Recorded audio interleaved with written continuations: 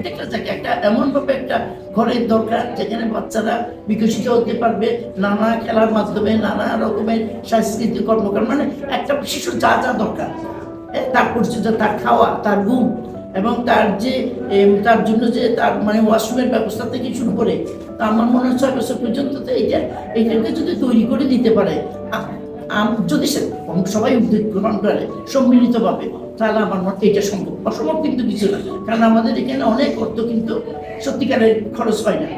আমরা দেখেছি তো, যেমন অনেক বিত্তশালী মানুষরা আছে, তারা কিন্তু অনেক, যদি একটা প্রত্যেকে যদি মনে করে তাদের জায়গায় তারা একটা করে ডেকে সেন্টার করবে, তাহলে শিশুরা সত্যি বিকশিত হবে।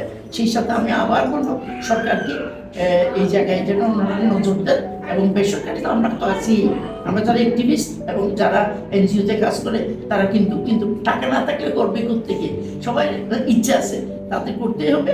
সেই সাথে আমি আরো একটা কথা বলি, পরিবার পরিকল্পনার জায়গায় যেমন আমাদের 7 কোটি মানুষের, 7.5 কোটি মানুষ আছে, 20 কোটি, তাহলে চিন্তা করে ধনীদের কিন্তু নেই, একটা কি দুইটা, তাও দেশের বাইরে। কিন্তু আমরা যারা মধ্যবিত্ত, যারা একেবারে নিয়ে শ্রমিক শ্রমে যারা থাকে, তারা কিন্তু অনেক শিশু, ওনার মনে করে এটাই সম্পদ।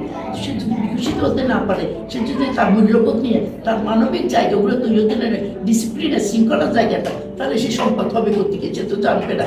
সুতরাং আমার মনে হয় সবাইকে এগিয়ে আসা হবে, সরকারি বেসরকারি এবং আমাদের যে ব্যবসায়ী, যে বিজিএমই বিকেএমই, প্রত্যেকে যদি আসে, ইনশাল্লাহ চট্টগ্রাম কিন্তু শিশুগুলো নিরাপদে বিকশিত হতে পারবে, তাদের প্রত্যেকটা চাহিদা পূরণ হবে।